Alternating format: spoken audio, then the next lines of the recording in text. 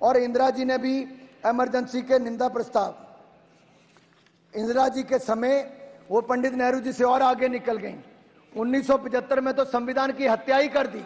Emergency देश ने देखी, वो काला अध्याय देश भूलेगा नहीं। 21 महीनों के आपातकाल में 5 संविधान संशोधन हुए। अपने हिसाब से मिनी संविधान तैयार करने का, अध्यक्ष जी 5 मिनट में खत्म कर रहा हूं, संविधान तैयार करने का काम, मिनी संविधान तैयार करने का काम कांग्रेस ने किया। 42वें संशोधन में 40 अनुच्छेदों को ही बदल दिया गया और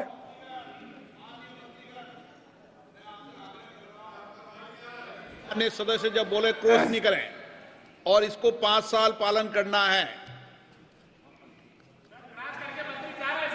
सर एक नहीं अनेक ऐसे संशोधन किए गए।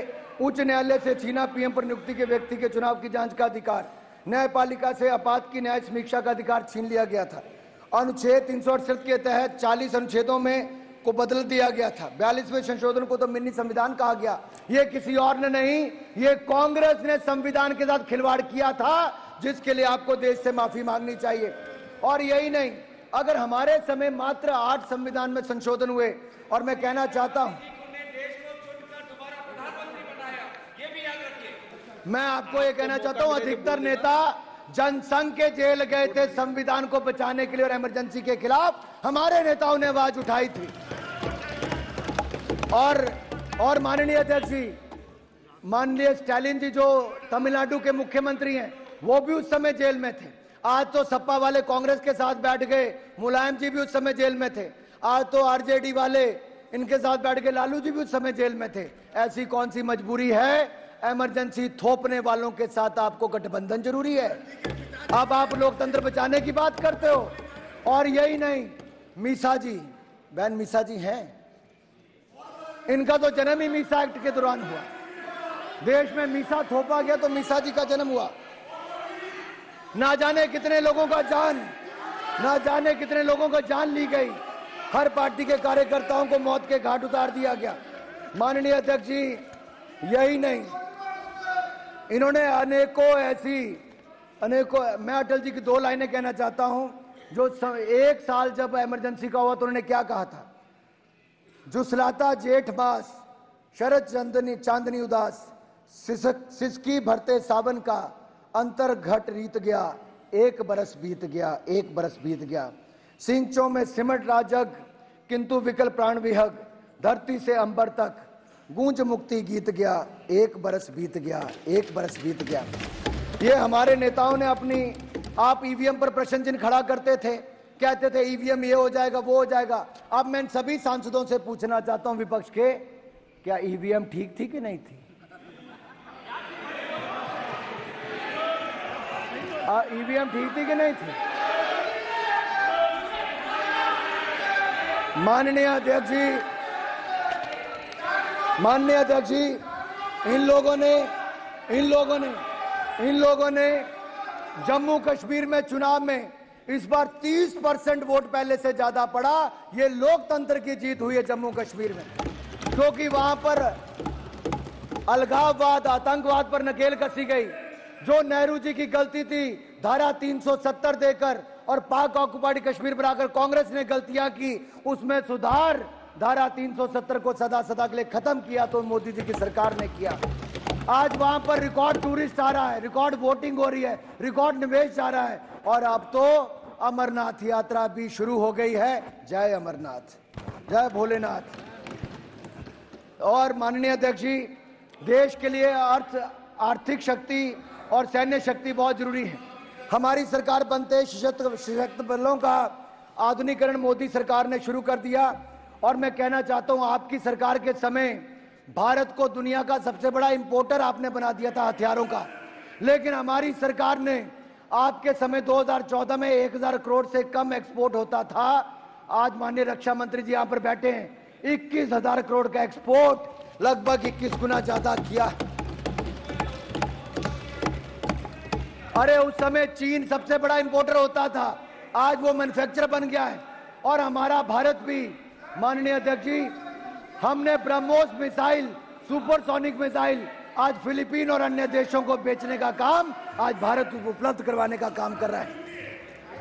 भाई और बहनों, अंतिम बात खेलों की नहीं करूंगा तो नहीं होगी। हमने world cup T20 world cup पुरुषों का भारत ने जीता है 13 वर्षों के बाद। अब भारत ने वर्ल्ड कप जीता है। अरे भारत की जीत के लिए ताली बजा दो, भारत के खिलाड़ियों के लिए ताली बजा दो। अध्यक्ष जी, इनके हाथ भारत की जीत के लिए नहीं चलते।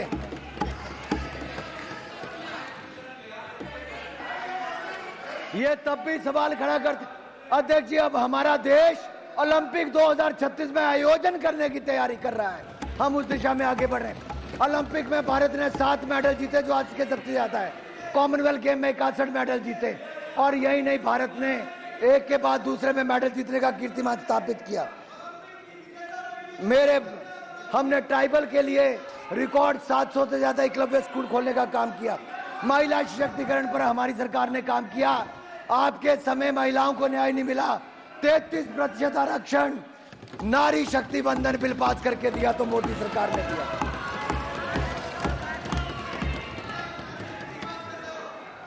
मैं इनके इतना ही कहूंगा, दामन है दागदार फिर भी लाकर चलते हो, जमानत पे है परिवार फिर भी सिर उठाकर चलते हो, बूझो कौन। अध्यक्ष जी, इनका रिश्ता झूठ से कुछ ये गहराता चला गया। जब भी इनका मुंह खुला अफवाह फैलाता चला गया। ये अफवाह फैलाते रहे और हम दुनिया को अपनी उपलब्धियां बताते गए। और देश की जनता ने मोदी जी के ईमानदार दमदार नेतृत्व पर मोहर लगाई है, फिर एनडीए सरकार बनाई है।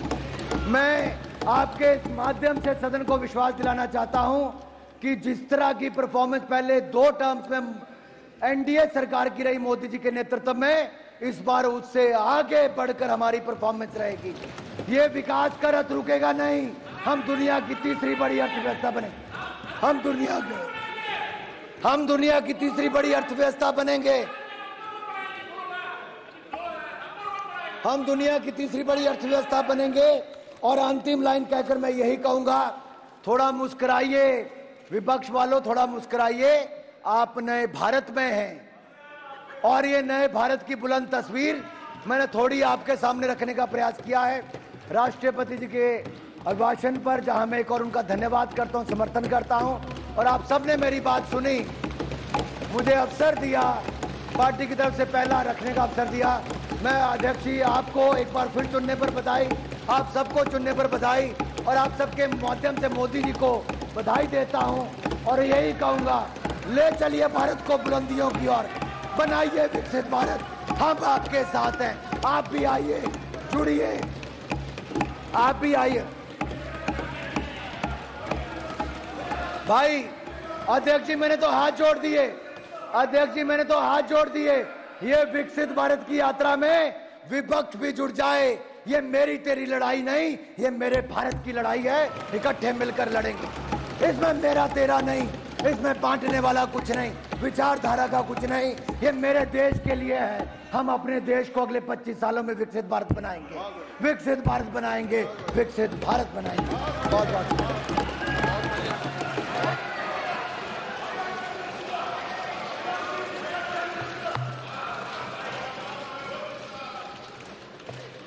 मान्य सदस्यगण प्रयास करें, जब कोई मान्य सदस्य बोला तो टोका टोकी नहीं करें।